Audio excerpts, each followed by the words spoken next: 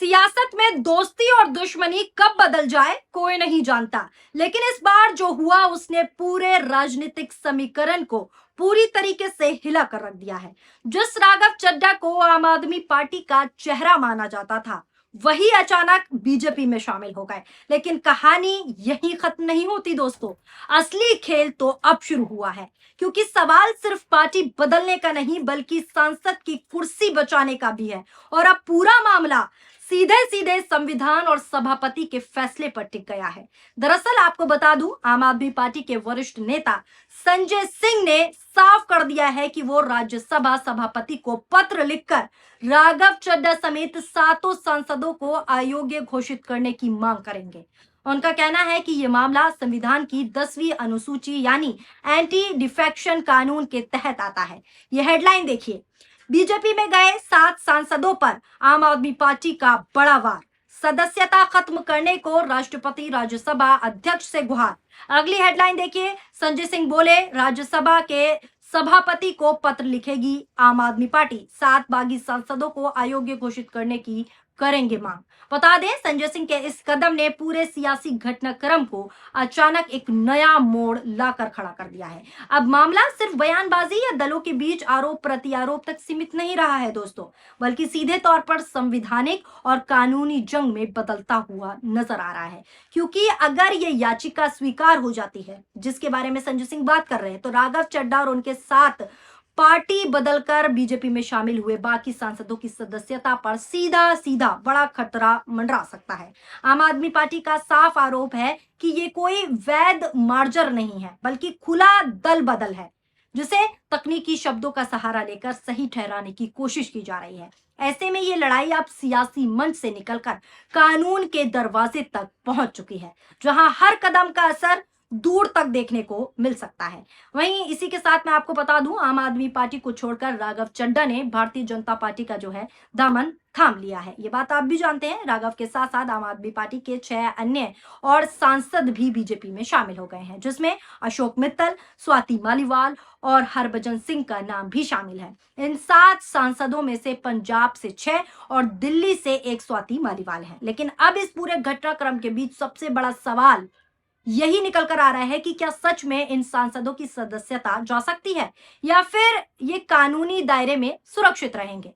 यही वो बिंदु है, यही वो मेन पॉइंट है जहां एंटी डिफेक्शन कानून की भूमिका बेहद अहम हो जाती है। नियम कहता है, क्या कहता है वो बताती हूँ। नियम साफ कहता है कि अगर किसी पार्टी के 2/3 सांसद एक साथ दूसरी पार्टी में शामिल होते हैं तो उसे मार्जर जो है माना जा सकता है, और ऐसी स्थिति में उनकी सदस्यता बच सकती है। लेकिन इस पूरे मामले में असली विवाद इसी बात को लेकर है कि क्या यह प्रक्रिया सही तरीके से पूरी हुई है या फिर नहीं। अगर कहीं भी नियमों का उल्लंघन हुआ है इस प्रक्रिया में, तो पूरा खेल पलट सकता है।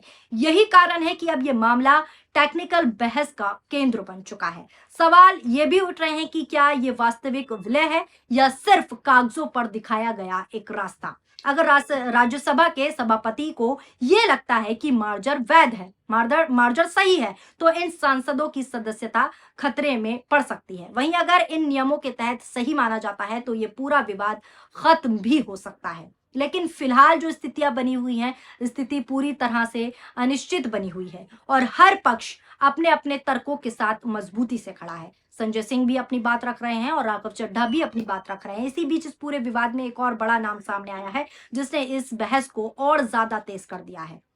कपिल सिब्बल ने इस पूरे घटनाक्रम पर गंभीर सवाल उठाए हैं, बहुत सारे गंभीर सवाल उठाए हैं। उन्होंने साफ तौर पर कहा है कि जिन लोगों ने ये विलय किया है, उन्हें खुद भी शायद पूरी तरह ये समझ नहीं होगी कि ये संवैधानिक रूप से कितना सही है।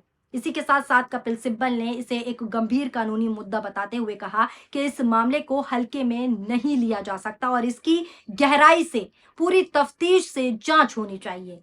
उनके इस बयान ने साफ संकेत दे दिया है कि आने वाले दिनों में ये मामला अदालत तक भी पहुंच सकता है। सुनिए आप भी और क्या कुछ कपिल सिब्बल साफ तौर पर कहते हुए नजर आ रहे हैं, सुप्रीम कोर्ट के वरिष्ठ अधिवक्ता कपिल सिब्बल। अभी कल ही आपने एक बहुत ही दिलचस्प खबर सुनी कि राज्यसभा में आम आदमी पार्टी के 10 में से 7 लोगों ने ये तय कर लिया कि हम भाजपा के साथ मर्ज करेंगे। अब शायद ना भाजपा को और ना इन 7 लोगों को संविधान की ज्यादा समझ तो मुझे लगती नहीं, क्योंकि इनको खुद नहीं पता होगा कि मर्जर का मतलब क्या है।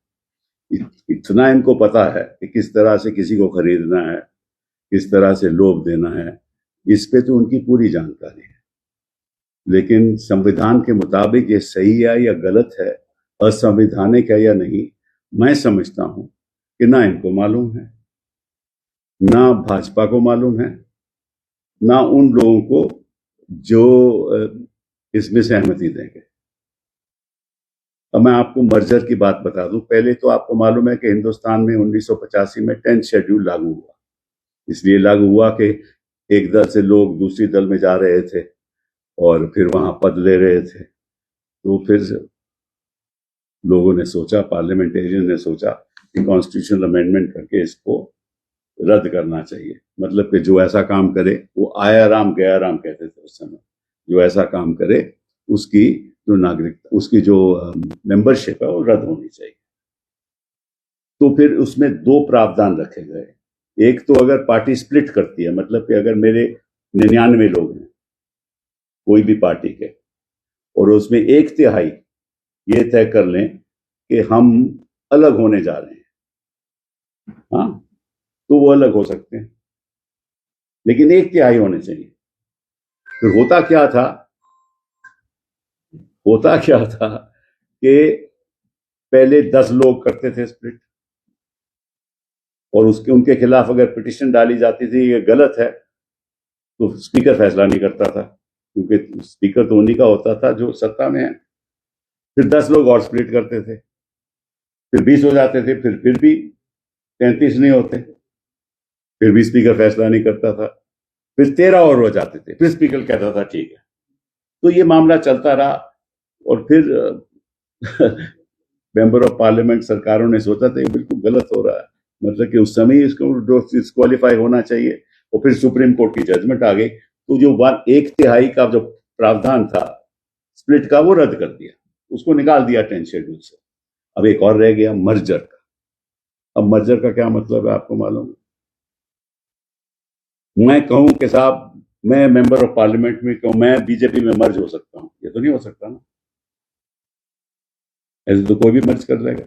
सुना आपने क्या कुछ सुप्रीम कोर्ट के वरिष्ठ अधिवक्ता कपिल सिब्बल ने कहा। अब अगर ये मामला अदालत तक जाता है तो फिर इसकी दिशा और ज्यादा जटिल हो सकती है, क्योंकि वहां हर तकनीकी पहलू की बारीकी से जांच होगी और हर दस्तावेज को परखा जाएगा। ऐसे में ये सिर्फ संसद तक सीमित नहीं रहेगा मामला, बल्कि न्यायपालिका भी इस मामले में अहम भूमिका निभाती हुई नजर आएगी। यही वजह है कि अब इस पूरे घटनाक्रम पर देश भर की नजरें टिकी हुई हैं। इसके अलावा मैं आपको बता दूं, सोशल मीडिया पर आम आदमी पार्टी ने एक वीडियो भी शेयर किया है। शेयर करते हुए लिखा है, मोदी जी और अमित शाह देश के लिए बहुत अच्छा काम कर सकते थे, लेकिन इन्होंने केवल देश में नफरत फैलाने का काम किया है। ये सारे बयान केजरीवाल ने खुद दिए हैं। नजर डालिए इस वीडियो पर भी। नरेंद्र मोदी और अमित शाह ये दोनों डिक्टेटर हो गए हैं। इनको पिछले 12 साल में हमारे देश के लोगों ने इतना वोट दिया, इतनी मेजॉरिटी दी इनको। अगर ये चाहते तो देश के लिए क्या नहीं कर सकते थे। देश बदल सकते थे ये लोग, गरीबी खत्म कर सकते थे देश में, पूरे देश में इतना अच्छा इंफ्रास्ट्रक्चर कर सकते थे, गरीबी दूर कर सकते थे, सब कुछ। इन्होंने क्या किया? केवल और केवल नफरत फैलाने का काम किया, केवल और केवल लोगों को बांटने का काम किया। जम के करप्शन किया इन दोनों ने मिलके, खूब करप्शन किया इन दोनों ने मिलके, लूट लिया दोनों ने मिलके देश को। अब लोग इनसे नफरत करते हैं। मोदी जी कोई ट्वीट करते हैं, उसके नीचे आप कमेंट्स पढ़िए लोगों के, इतनी गालियां देते हैं लोग, इतनी गालियां देते हैं। मुझे नहीं लगता कोई भी देश का प्रधानमंत्री इतना अनपॉपुलर होता है। बहुत अनपॉपुलर हो गए हैं ये लोग। रोज ट्रंप हमारे देश को गाली देता है, रोज ट्रंप मोदी जी को गाली देता है। मोदी जी की हिम्मत नहीं है कि ट्रंप के खिलाफ एक शब्द बोल दें। मोदी जी की हिम्मत नहीं है ट्रंप के खिलाफ एक शब्द बोल। इतना कायर प्रधानमंत्री 75 साल में हमारे देश में कभी नहीं आया जितने कायर मोदी जी हैं। सुना आपने। अब बात करते हैं राघव चड्ढा की, जिनके पास इस समय सबसे बड़ी चुनौती खड़ी हो चुकी है। उनके लिए ये सिर्फ कानूनी लड़ाई नहीं बची है, बल्कि एक बड़ी राजनीतिक परीक्षा भी राघव चड्ढा के लिए बन गई है। जिस पार्टी के खिलाफ वो पहले लगातार हमलावर थे, जिस पार्टी को भ्रष्टाचारी पार्टी कहते थे, गुंडों की पार्टी कहते थे, अब उसी पार्टी में वो शामिल होकर उन्हें अपनी विश्वसनीयता साबित भी करनी होगी। ये उनके लिए एक बड़ा चैलेंज है। सोशल मीडिया पर उनका एक पुराना वीडियो तेजी से वायरल हो रहा है, जिसमें उन्होंने बीजेपी पर तीखे आरोप लगाए थे। ये पुराना वीडियो राघव चड्ढा का आप भी देखिए। भारतीय जनता पार्टी एक ऐसी वॉशिंग मशीन है जो बिना डिटर्जेंट पाउडर के ही दमदार सफाई देती है। एक तरफ से कथाकथित भ्रष्टाचारी डालो और दूसरी तरफ से क्लीन चिट निकलती है। ये बीजेपी आज एक वॉशिंग मशीन बन गई है। अब दोस्तों, ऐसे में जनता के बीच अपनी छवि को संतुलन रखना उनके लिए आसान नहीं होगा। राघव चड्ढा के पुराने बयान भी वायरल हो रहे हैं। सिर्फ इतना ही नहीं, बीजेपी के अंदर भी उन्हें अपनी जगह बनानी होगी, जहां पहले से कई दिग्गज नेता मौजूद हैं। पार्टी के भीतर अपनी भूमिका तय करना और खुद को स्थापित करना एक बड़ी चुनौती राघव चड्ढा के लिए साबित हो सकती है। यानी एक तरफ कानूनी संकट की तलवार लटक रही है राघव चड्ढा पर, तो दूसरी तरफ राजनीतिक दबाव भी लगातार बढ़ता जा रहा है। फिलहाल इस पूरे मामले की चाबी राज्यसभा के सभापति के हाथ में है। उनका फैसला ही तय करेगा कि इन सांसदों की सदस्यता बचेगी या चली जाएगी या खतरे में है। अगर अयोग्यता का फैसला आता है तो ये एक बड़ा राजनीतिक झटका होगा इन सांसदों के लिए, और अगर राहत मिलती है तो इसे बीजेपी के लिए एक बड़ी रणनीतिक जीत भी माना जाएगा। लेकिन इतना साफ है, इतना तय है कि ये मामला अभी खत्म नहीं होने वाला है। आने वाले दिनों में ये और ज्यादा गरमाएगा, ये और ज्यादा तूल पकड़ेगा, क्योंकि इसमें राजनीतिक, कानून और सत्ता तीनों का सीधा टकराव दिखाई दे रहा है। अब देखना यही होगा कि ये सियासी दाव राघव चड्ढा के लिए जीत का रास्ता बनता है या फिर उनके कैरियर की सबसे बड़ी मुश्किल, जो पार्टी उन्होंने बदली है, सबसे बड़ी मुश्किल साबित हो जाती है। ये तो आने वाला वक्त बताएगा। लेकिन आम आदमी पार्टी ने साफ कर दिया है कि सदस्यता जो है, जिन लोगों ने पार्टी को छोड़ा है, वो अयोग्य उनकी कर ही रहेंगे, और इसी के लिए उन्होंने पत्र लिखने का भी फैसला कर लिया है, जिसकी जानकारी मैंने आपको दी। फिलहाल आगे क्या होने वाला है ये तो सभापति के हाथ में ही है कि वो इस पत्र को एक्सेप्ट करते हैं या रिजेक्ट करते हैं। फिलहाल आपको क्या लगता है, जिस तरीके से राघव चड्ढा ने आम आदमी पार्टी को छोड़कर उस पर आरोप लगाकर और बीजेपी ज्वाइन की है, वही बीजेपी जिसके खिलाफ वो लगातार बोलते थे, और वो आम आदमी पार्टी छोड़ी है उन्होंने, जो आम आदमी पार्टी को, राघव जो है आम आदमी पार्टी के चेहरे से जाने जाते थे। तो एक अच्छा वर्चस्व रखने वाले सांसद जब पार्टी छोड़ते हैं और वो पार्टी छोड़कर उसी पार्टी में जाते हैं जहां पर वो वॉशिंग मशीन वाली बात करते हैं, गुंडों की पार्टी वाली बात करते हैं, भ्रष्टाचार की पार्टी वाली बात करते हैं और उसी पार्टी में शामिल हो जाते हैं, तो इसमें जनता भी सोशल मीडिया पर यही कह रही है कि ये बहुत बड़ी फेरबदलू, बहुत बड़ी पलटूगिरी है। फिलहाल आपको इस खबर को लेकर क्या राय है, नीचे कमेंट बॉक्स में जरूर बताइएगा। और जिस तरीके से आम आदमी पार्टी को छोड़कर राघव चड्ढा बीजेपी में शामिल हो गए हैं, इस पर आप भी अपनी प्रतिक्रियाएं जरूर दीजिएगा। शुक्रिया, धन्यवाद, नमस्कार, जय हिंद, जय भारत।